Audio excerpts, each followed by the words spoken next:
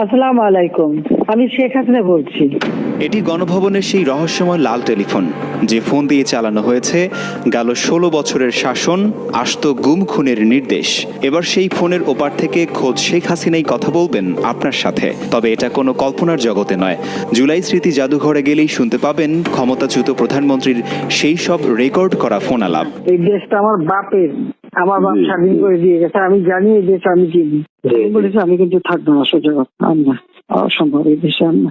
শুধু লাল ফোনই নয়, এখানে সংরক্ষিত আছে 16 বছরের দুঃশাসনের প্রতিটি ক্ষত, শহীদদের পরিধেয়ী পোশাক, শেষ চিঠি আর গুম হওয়া পরিবারগুলোর কান্নার সাক্ষী আয়নাঘর।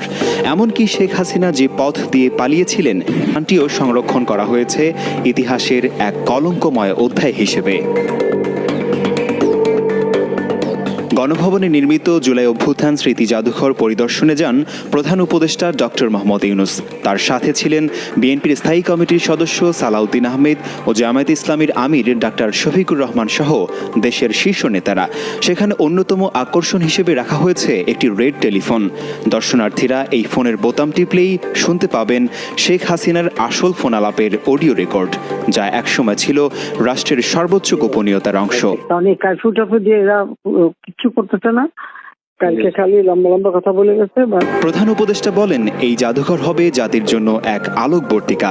জাতি যদি কখনো দিশেহারা হয়ে পড়ে, তবে এটি তাকে সঠিক পথ দেখাবে। সেই নৃশংসতা যেন আর কখনো ফিরে না আসে, সেই শিক্ষাই দেবে জুলাই স্মৃতি জাদুঘর। নির্বাচনের আগেই সাধারণ মানুষের জন্য খুলে দেওয়া হবে 16 বছরের ইতিহাস সম্মিলিত এই জাদুঘর।